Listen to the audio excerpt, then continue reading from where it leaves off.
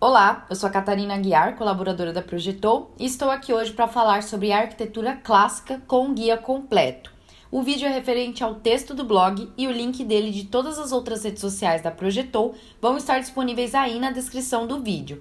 Antes de começar, não esquece de deixar o seu gostei e de se inscrever no canal, pois toda terça e quinta saem novos conteúdos aqui que vão te ajudar na carreira de arquitetura, engenharia e design de interiores. Esse vídeo está estruturado da seguinte maneira: origens da arquitetura clássica, as 5 ordens da arquitetura clássica, ordens da arquitetura clássica grega, ordens da arquitetura clássica romana, arquitetura clássica grega, sendo Pártenon e o Teatro de Epidauro, arquitetura clássica romana, Coliseu e Panteão, desenvolvimento da arquitetura clássica, principais arquitetos, arquitetura clássica no Brasil, principais características da arquitetura clássica e conclusão. A arquitetura clássica ela é referida à arquitetura da antiguidade clássica, de grandes construções como templos e palácios, por sua suntuosidade, grandiosidade e luxo. Ela remete aos seus elementos que são aplicados em diferentes contextos, mas sem que percam sua designação e é derivada dos princípios arquitetônicos gregos e romanos da antiguidade clássica. Embora os estilos clássicos de arquitetura possam variar, estes possuem um vocabulário em comum de elementos construtivos, por isso sua recriação é ainda bastante utilizada. Atualmente, a arquitetura clássica utiliza de referências como um modo de arquitetura que evolui para um estado refinado e de estética clássica, onde suas construções, por sua presença e relevância histórica, fez com que se tornassem grandes patrimônios. Por isso, através deste vídeo, vamos explorar suas origens e elementos e compreender como podemos aplicar um estilo tão nobre e valorizado em nossos projetos atuais. A origem da arquitetura clássica ela descende da antiga Grécia e Roma, e o conceito de classicismo é definido por John Summerson em seu livro A Linguagem Clássica da Arquitetura, cujo autor aponta definições para a palavra clássico quando atribuída à arquitetura. Refere-se ao mundo antigo, a Grécia e Roma, quando os elementos as remetem direta ou indiretamente, levando às tentativas de delimitação dessa essência durante o desenvolvimento histórico como uma busca pela harmonia entre as partes do edifício, que seria identificada pela proporção delas. Porém, somente ser proporcional não torna um edifício clássico, fazendo com que a essência do classicismo não esteja presente apenas em sua harmonia e em seus elementos decorativos, mas sim na combinação destes. A partir do colapso com a parte ocidental do Império Romano, rompeu-se também as tradições arquitetônicas da Europa Ocidental. Novos estilos arquitetônicos foram surgindo ao longo dos anos, como por exemplo a arquitetura bizantina, românica, gótica. Estes incorporavam elementos e detalhes clássicos, porém não refletiam o esforço consciente de recorrer às tradições da antiguidade e não poderiam ser considerados estilos arquitetônicos clássicos em sentido estrito. O que se compreende como arquitetura clássica é o que se refere a edifícios desenvolvidos entre os séculos 7 a.C. e 4 a.C., cujos exemplares são de grandes dimensões, construídos em pedra por princípios de ordem, simetria, geometria e criação de perspectiva. Uma característica marcante de sua expressividade são as colunas. Estas estabeleceram o que ficou conhecido como as ordens arquitetônicas. No contexto de arquitetura clássica, temos 5 ordens clássicas arquitetônicas, sendo de caráter grego, dórica, jônica, coríntia, e as ordens romanas, toscana, compósita. O que as difere são suas composições e ornamentações em seus capitéis, que são as extremidades da coluna, responsáveis por transferir os esforços do entablamento ao fuste e descarregá-los sobre a base. Além do capitel, outros elementos constituem as ordens com suas especificidades. Entre eles estão a cornija, estilobata, arquitrave ou epistílio, friso, frontão, fuste e base. Então vamos entender um pouco sobre elas. A ordem dórica é a mais antiga das ordens clássicas gregas e esta surgiu em torno do século 7 a.C. e é considerada a mais simples entre elas. Ela é caracterizada por linhas rudimentares e sua estética faz analogia ao corpo masculino, utilizada como forma de homenagear divindades masculinas. Seus edifícios possuem cerca de 8 módulos de altura com capitel de 2 partes, equino e abaco. De acordo com Vitrúvio, a ordem dórica remete à proporção, força e graça do corpo masculino, denotando um equilíbrio. A ordem jônica, ao contrário da dórica, valoriza a beleza feminina e suas esbeltes, através de colunas com linhas fluidas, orgânicas e leves, fazendo alusão ao corpo feminino. Ela também possui influências orientais em sua composição, pelos capitéis, entalhes de folhas, papiros e vegetais, que provavelmente foram inspirados pelos egípcios. Com relação à estrutura, esta possui uma base maior, possibilitando um maior recebimento de carga. Suas colunas podem chegar até 9 módulos de altura. A ordem coríntia é considerada mais requintada. Nela são criados detalhes que imitam a figura delgada de uma menina, por meio de elementos da natureza como brotos e folhas. Sua altura atinge a 10 módulos e é a mais alta de todas. Ordens da arquitetura clássica romana, que é a ordem toscana, ela é considerada uma reinterpretação da ordem dórica e ela possui 7 módulos de altura e uma simplificação formal e estrutural, como é mostrado em seu fuste liso. Esta ordem foi bastante utilizada para fortificações e prisões. A ordem compósita é considerada a união entre as ordens coríntia e jônica através da junção das volutas jônicas e elementos da natureza coríntios. É a mais requintada entre todas as 5 ordens e a sua altura chega a 10 módulos. Sobre a arquitetura clássica grega, ela possui a ideologia de alcançar a perfeição e proporção harmônica por meio de proporção áurea, métricas, cálculos, geometria e escala humana, pois os gregos eram reconhecidos por buscarem perfeição em tudo o que faziam. O que se destacou nessa arquitetura clássica grega foram os grandes templos construídos para proteger esculturas de deuses contra as ações do tempo. E como resultado, temos então as grandiosas construções como o Pártenon, que é um dos símbolos mais influentes da arquitetura clássica, que foi dedicado a Palas Atenas, padroeira da cidade, que representa o seu auge e imponência.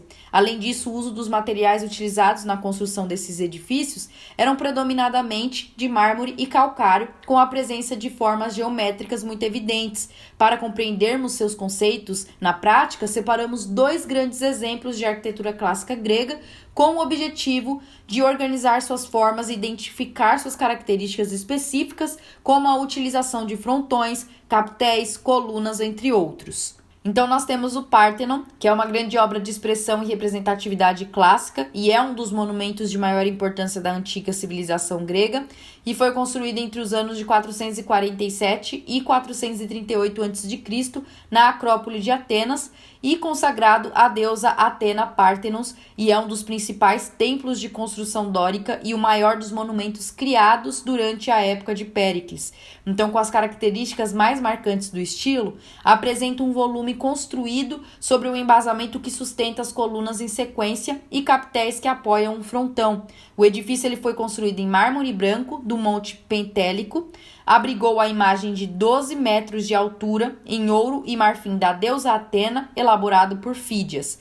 O edifício ele mede aproximadamente 70 metros de comprimento e 30 de largura e possui 8 colunas em suas fachadas principais e 17 em cada lateral. Em seu friso representava a procissão das Panteneias, um festival religioso de extrema importância para a cidade, e ao longo de suas faces eram representadas mais de 300 figuras, incluindo humanos, deuses e bestas. Apesar de ter sofrido danos e alterações que incluem a inserção de uma igreja, uma mesquita e um arsenal, o Pártenon está passando por processos de restauração, mantendo sempre sua imponência e majestade como um forte e poderoso símbolo grego. O Teatro Epidauro é um grande marco na história da acústica e foi construído na primeira metade do século IV a.C. em um vilarejo grego pelo escultor e arquiteto Policleto. Para a época, a construção de um teatro era um importante entreposto comercial e religioso. Ele foi construído em mármore e sua forma semicircular é atribuída à sua acústica que permite que um pequeno suspiro ou estalar seja escutado até a última de suas 20 fileiras, ainda que todos os seus 13.000 espectadores estejam presentes. Ele é dividido em partes, sendo a orquestra, composta por uma área circular e plana, circundada por uma faixa estreita de mármore, e ali eram realizadas danças e o coro. Atrás dela situa-se o palco, onde atualmente só restam as fundações. O seu solo é de terra batida e em seu centro há a presença de um altar. Em sua plateia possui um declive acentuado entre as fileiras de assentos que fez com que a distância entre o palco e o público fosse mínima. Como parte das celebrações ali realizadas, estão festivais de fertilidade, comemoração de colheitas, orgias e histórias de tragédia, comédia e sátira, as quais possuíam forte apoio governamental local e fortificação política. Com o decorrer do tempo, este foi coberto pela vegetação local, que o conservou até que no século XIX, onde Pánades Cavadias, um arquiteto grego, o redescobriu, por anos de escavações e trabalho árduo até que o fez ressurgir com toda a sua imponência e com quase nenhum dano. A arquitetura clássica romana ela surge como uma releitura da grega, mas com a influência do cotidiano dos romanos, que são consideradas pessoas guerreiras e trabalhadoras. Isso refletiu na sua arquitetura, pois foram eles que iniciaram construções de grandes estradas em linhas retas, que foram criadas para facilitar o deslocamento de suas legiões de guerreiros. Também a criação de transporte público e de aquedutos, produzidos para levar água às cidades, permitindo o acesso a banhos e a criação de lavatórios públicos. Também desenvolveram novos sistemas de construção, com o uso de arcos e abóbodas. Isso permitia que os espaços internos fossem mais amplos, sem a necessidade do uso de múltiplas colunas. O uso de fileiras de arcos sobrepostos é uma das características de sua arquitetura e é muito encontrado em igrejas e templos. E suas casas possuíam diversos aposentos amplos, como pátios e átrios. O material mais utilizado foi o concreto, inovador para a época, fez com que suas construções tivessem maior durabilidade e solidez. Assim como na arquitetura clássica grega, veremos a seguir exemplos de sua aplicabilidade. O Coliseu de Roma é considerado um grande monumento da história da arquitetura. Ele foi construído em 70 d.C. e no início do governo do imperador Vespasiano. Com seu formato cilíndrico, o patrimônio revela a habilidade de diversas técnicas utilizadas por construtores da época. Como um dos maiores símbolos da Itália, é o maior anfiteatro do mundo. Em sua composição constam-se inicialmente 3 andares, com a adição de mais um posteriormente, 45 metros de altura. Seus materiais foram madeira, concreto, areia, pedra, mármore e ladrilho.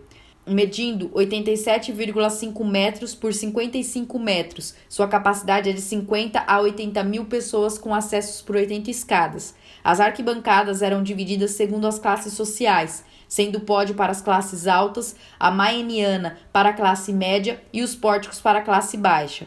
Sua intenção principal era de entretenimento, como palco de espetáculos públicos e luta de gladiadores romanos. Em sua inauguração, foram realizados 100 dias de jogos nas arenas, incluindo execuções, batalhas navais, combates, lutas e caças de animais. Ali morreram cerca de 9.000 animais e 2.000 gladiadores. Séculos depois, foi utilizado como base militar e durante a Renascença, a partir do século XV, o local foi saqueado diversas vezes e perdeu muitos de seus materiais valiosos. Foi incluído pela Unesco na lista dos patrimônios da humanidade e no ano de 2007 foi eleito uma das 7 maravilhas do mundo. O Panteão foi um edifício que passou por reconstruções, sendo o primeiro construído por Marco Visânio, general do imperador César Augusto, em 27 a.C. e destruído por um incêndio no ano 80 d.C. E no ano de 118 d.C., Adriano recebeu ordem de construir um novo templo em nome de Agripa, no local em que o primeiro foi destruído pelo fogo, agora realizado pelo arquiteto Apolodoro de Damasco. Com uma forma circular, o templo recebe o nome Panteon, derivada do grego, com significado todos os deuses, em homenagem aos deuses romanos. Através de sua construção, os romanos alcançaram perfeição técnica e soluções para problemas estruturais, como peso e empuxo. Foi concebido para unir o homem com a divindade, mas acima de tudo por seu imperador, que era proclamado como Deus aos olhos da população. As proporções e a estrutura são representativas dessa concepção religiosa romana, como uma arquitetura de síntese entre o solo e o céu, como acima está abaixo, como abaixo está acima. A adição de um grande salão redondo anexado ao pórtico de um templo clássico foi inovador para a época. O espaço interno da rotunda é construído de um cilindro coberto por uma semisfera. A cúpula é considerada ainda hoje como a maior cúpula de concreto reforçado do mundo. Sua altura até o óculo e o diâmetro da circunferência inferior são idênticos, de 43,3 metros. Durante o período do Renascimento italiano e pelo desaparecimento do estilo gótico, arquitetos como Leon Battista, Giacomo Barozzi e Sebastiano Serlio realizaram esforços para reviver a linguagem arquitetônica mais antiga de Roma, com base no estudo do antigo Tratado Arquitetônico Romano de Vitrúvio e através do estudo dos restos reais dos edifícios que ali compunham a imagem da cidade. Apesar disso, a Renascença representa uma interpretação clássica. Durante esse período, o estudo arquitetônico evoluiu e os elementos da antiga arquitetura clássica foram aplicados em contextos radicalmente distintos dos quais foram desenvolvidos. Assim, surgiu novos estilos como o barroco e o rococó, com raiz clássica, mas com uma linguagem própria. Em cerca de 1750, surge o neoclassicismo, em reação a esses estilos para emular a antiguidade de forma consciente, baseada em regras claras e racionais. Embora a arquitetura clássica continuasse a desempenhar um papel importante, sua forma mais rigorosa nunca recuperou seu antigo domínio. Com o surgimento do modernismo, no século XX, a arquitetura clássica praticamente deixou de ser executada. Os principais arquitetos da arquitetura clássica são Marcos Vitruvio, Callicrates e Ictinos, Menesicles, Teodoro de Samos, Policleto o Jovem. No Brasil, é possível ver edifícios coloniais em traços de vários estilos europeus, como o barroco e clássico aparece através do neoclássico. Com uma persistência em formas básicas arcaizantes, ao longo dos séculos XVI e XVII, o barroco teve seu auge em tornar os edifícios volumosos e dinâmicos, que foram adaptados de acordo com os recursos locais e habilidades de seus artesãos. Neste período aparecem frontões adornados com volutas e pináculos e outros elementos como pórtico. Para ilustrar a fusão de referências clássicas, maneiristas e barrocas, temos a Catedral de Salvador. Em 1816, a missão francesa chega ao país, com um grupo de artistas europeus de renome com a missão de estabelecer um ensino oficial de artes plásticas no Brasil. Temos importantes nomes como Nicolas, pintor de paisagem, Jean, pintor e desenhista francês, e Grandjean, o arquiteto responsável pela implantação do movimento. Restrita à corte, sua produção tinha um custo elevado, pois dependia de elementos importados, assim reportava a época clássica, com seus poucos ornamentos, colunas lisas e linhas retas, marcando diversas construções do período, como o Teatro de Santa Isabel e o Palácio de Itamaraty, no Rio de Janeiro. Rigorosamente simétrico e de nobres proporções, desenvolvido por José Maria Jacinto Rebelo, discípulo de Grandjean e um dos principais arquitetos do período. Foi sede do governo republicano entre os anos 1889 a 1898 e também sede do Ministério das Relações Exteriores de 1899 a 1970. Em 1938 foi tombado, sendo o 8º prédio tombado no país. Como um estilo onde a arquitetura era sinônimo de beleza e riqueza de detalhes, a arquitetura clássica é utilizada hoje em edificações e também em elementos de decoração. Suas características são específicas e fáceis de identificar. É composta por uma combinação de diversos elementos rebuscados e entre elas estão imponência, através de construções grandiosas e com ambientes amplos, permitindo a ideia de amplitude, nobreza e suntuosidade, sobriedade, uso de cores, é de tons sóbrios e neutros, principalmente para cobrir suas grandes superfícies. Estas dão a ideia de leveza e sofisticação aos ambientes e entre elas estão o branco, creme, bege e castanho. Também podem ser utilizadas o preto, vinho, azul marinho, verde escuro, dourado, prateado e rosa.